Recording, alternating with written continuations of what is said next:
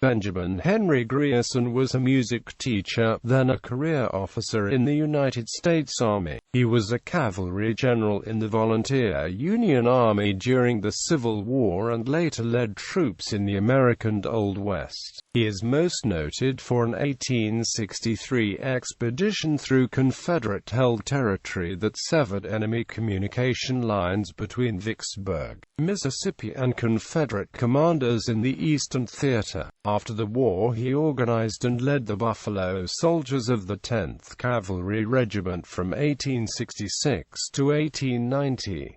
Early life and career. Grierson was born in the borough of Allegheny, Pennsylvania, today a section of Pittsburgh. He was the youngest of 5 siblings. Grierson became afraid of horses when at age 8 he was kicked and nearly killed by a horse, after which he hated horses. Ironically, he would become a great cavalry commander. In 1851, he became a music teacher and band leader in Jacksonville, Illinois. He married Alice Kirk of Youngstown, Ohio on September 24, 1854. The couple had 7 children, 4 of whom survived to adulthood. Civil War. With the outbreak of the Civil War, Grierson enlisted as a volunteer aide-de-camp to Marge. Gen. Benjamin M. Prentice. Promoted to major on October 24, 1861, he joined the 6th Illinois Cavalry and was promoted to colonel of that regiment on April 13, 1862. His regiment was engaged in a number of small skirmishes and raids on railroads and facilities in Tennessee and Mississippi that spring and summer. In November, he became a brigade commander in the Cavalry Division of the Army of the Tennessee. In December, he participated in the pursuit of Confederate Earl Van Dorn after his Holly Springs raid against the supply lines of General Ulysses S. Grant. In the spring of 1863, he led Grierson's raid, a major diversionary thrust deep into the Confederacy, ordered by Grant as part of his Vicksburg campaign. Grierson departed from LaGrange, Tennessee, on April 17, in command of 1,700 men of the 6th and 7th Illinois and the 2nd Iowa Cavalry Regiments. Over 17 days, his command marched 800 miles, repeatedly engaged the Confederates, disabled 2 railroads, captured many prisoners and horses, and destroyed vast amounts of property, finally ending in Baton Rouge on May 2. Historian John D. Winters in the Civil War in Louisiana reports that Grierson's raid struck fear in the hearts of the citizens and somewhat demoralized the Confederate forces who failed to stop the move. More importantly, Grierson diverted the attention of the Confederate defenders of Vicksburg away from General Grant's main thrust. Gen. Sherman considered Grierson's raid the most brilliant expedition of the war.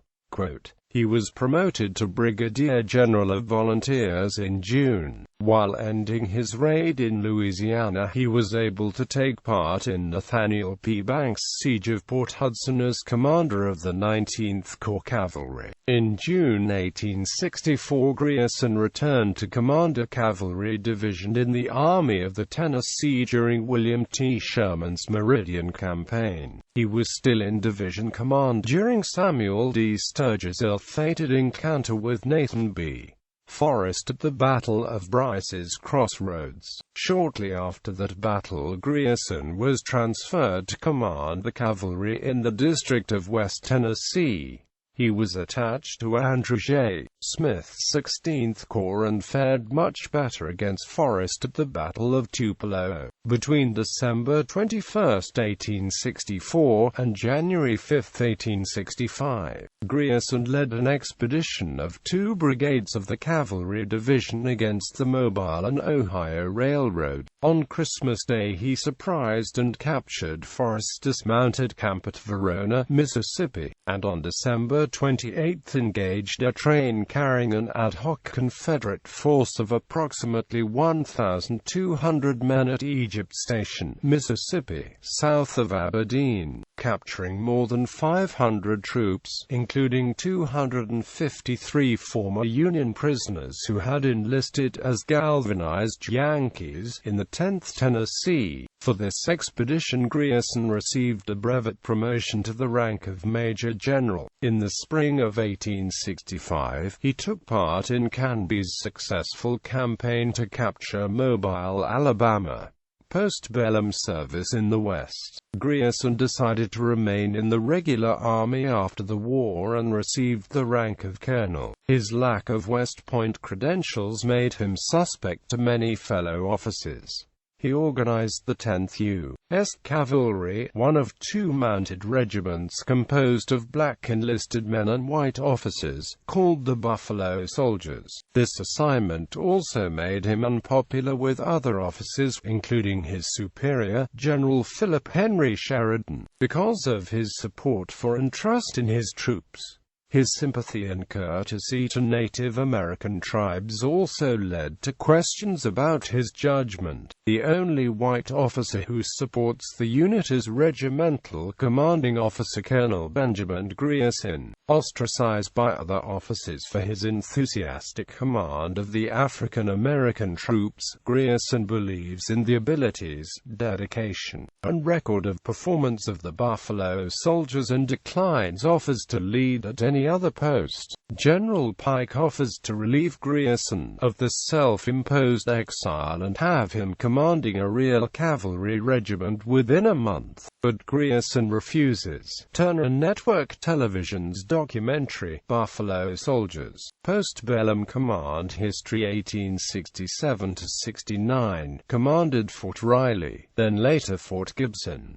1868–69, headed the District of the Indian Territory. 1869–72, selected the site for Fort Sill, Oklahoma, supervised construction of the post, and acted as commander. He angered residents of the Texas frontier with his support of the peace policy on the Kiowa-Comanche Reservation, saved the life of visiting General William Tecumseh Sherman during a confrontation with Lone Wolf, principal chief of the Kiowa, over responsibility for an attack on a wagon train near Salt Creek Prairie, Texas. 1873–74, superintendent of the Mounted Recruiting Service at St. Louis. 1875–78, commander at Fort Concho, Texas. 1878–80, commander of the District of the Pecos. In 1880 he helped defeat Victorio to end the Indian threat to West Texas. 1882–82, moved his headquarters to Fort Davis, Texas. 1883–83, commanded the Department of Texas in September and October. 1885–86, transferred to Arizona, commanded Whipple Barracks and later Fort Grant. 1886–88, commanded the District of New Mexico, though he dealt sympathetically and effectively with problems on the Jicarilla and Navajo reservations. 1888–90, commanded the Department of Arizona. April 5, 1890, promoted to Brigadier General. July 8, 1890, retired. His wife, Alice, died August 14, 1888. Grierson later married Lillian Atwood King, a widow, on July 28, 1897. During his life, he had homes in Jacksonville, Illinois, Fort Concho, and a summer home at Omnat, Michigan. In 1907 he suffered a debilitating stroke. He died on August 31, 1911, in Omnat, Leelanau County, Michigan, and is buried in Jacksonville East Cemetery in Jacksonville, a town in Morgan County, Illinois.